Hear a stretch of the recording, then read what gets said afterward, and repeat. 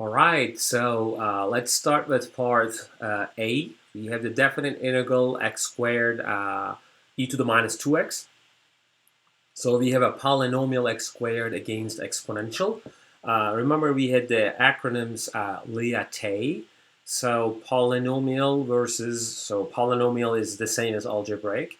So algebraic versus exponential. I'm going to call the algebraic polynomial. In other words, in our case, it's a polynomial to call u. Okay, so let's sort of start. So I'm going to use integration by parts, obviously, and again, whenever you see like two different types of functions multiplied together, that could be like a very good integration by parts question. So I'm gonna do the integration by parts steps here. Okay, so here we go. I'm gonna call u to be x squared and dv to be the leftover. So e to the minus 2x dx. Okay, so I'm going to look at du 2x dx. And then v is the antiderivative of e to the minus 2x.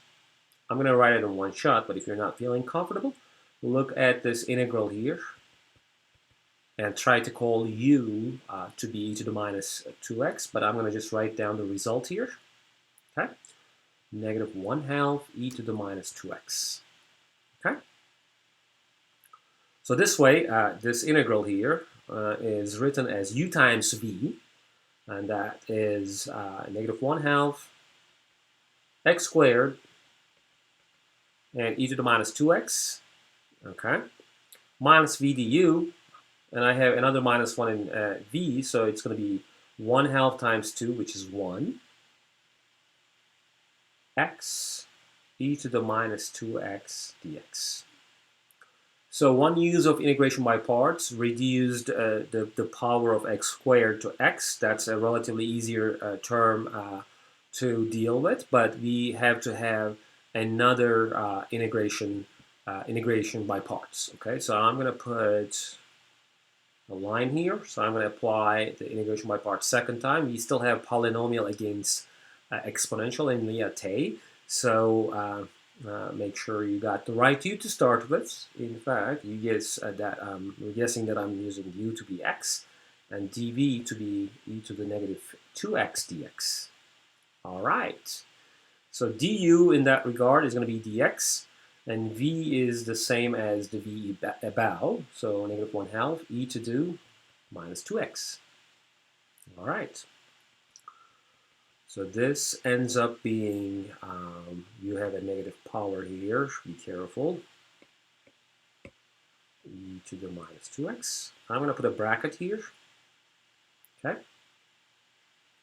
And u times v, negative 1/2 x e to the minus 2x plus, or minus, I'm sorry, v times du.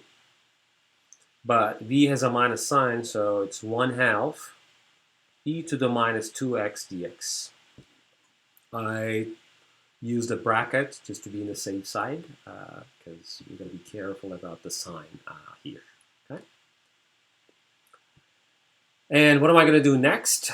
Well, there we go. I need to integrate e to the minus 2x dx, but I did that in calculating v here. So negative 1/2 x squared e to the minus 2x plus negative 1/2 x e to the minus 2x. And you have negative 1/2 coming in, so negative 1/4 e to the minus 2x. And I'm done with integration, so I'm going to put a plus c here. Okay? And you can go ahead and simplify this whole expression if you want to.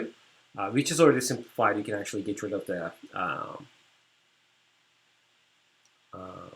brackets here. Okay, because there's nothing preventing me to expand this out. And this is the final result. All right. So, all right, but we had a definite integral to start with, so we don't need those c's here, right? We don't need those c's here.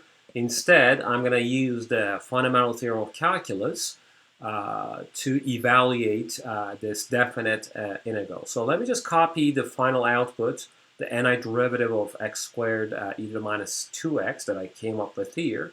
To the next slide, I'll continue from there. All right, so I copied down what I had in the previous slide. So now we're going to plug in 2 for the upper limit and 0 for the lower limit. So let's do it. Minus 1/2, 2 squared, that's 4. So it's minus 2 e to the minus 4. Minus 1/2 times 2, it's minus 1. So minus e to the minus 4.